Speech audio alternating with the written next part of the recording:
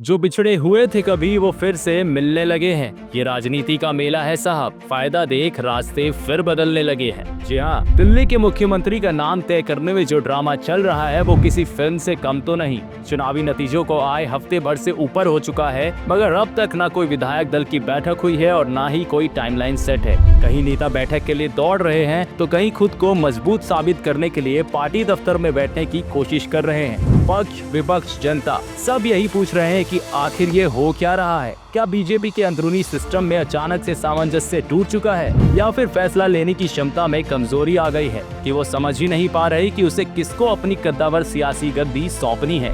जब हरियाणा, महाराष्ट्र और अन्य राज्यों में पार्टी ने इतनी आसानी से अपने मुख्यमंत्री तय कर दिए थे तो दिल्ली में ये हिचकिचाहट क्यों है ये उलझन? आखिर क्यों इतना वक्त लग रहा है? दरअसल बात ये नहीं है कि बीजेपी के पास नेता नहीं है, बल्कि ये है कि जाने अनजाने में पार्टी अब अपनी खुद की रणनीति में उलझ गई है। जी हाँ, आज के वक्त में जब दिल्ली की राजनीति इतनी तेज है तो बीजेपी को चाहिए एक ऐसा चेहरा जो केजरीवाल से आने वाले समय में भी टक्कर ले सके। शायद पार्टी में शीर्ष पर बैठा हर कोई ये समझ रहा है कि 27 सालों के बाद हाथ आई दिल्ली की सत्ता के फैसले में अगर एक भी गलत कदम उठाया तो जीतने के बाद भी केजरीवाल की सियासत और तेज हो जाएगी। इसलिए इस बार बीजेपी को चाहिए एक ऐसा नेता जो न सिर्फ दिल्ली के सियासी मिजाज को समझे बल्कि उसे अपने तरीके से बदलने की ताकत रखता हो। कहना गलत नहीं होगा कि राजधानी की राजनीति अब किसी और दौर में दाखिल हो चुकी है, जहां हर दिन एक नई सियासी चौंकाने वाली कहानी सामने आती है। कहीं न कहीं एक संकेत ये भी है कि पार्टी खुद इस बार इस चुनौती को हल करने में ठहराव महसूस कर रही है। लोगों और विपक्षी पार्टियों में ये छवि ना बने, इसलिए बीजेपी को ये समझना होगा कि दिल्ली की सियासत के लिए अब और वक्त नहीं है।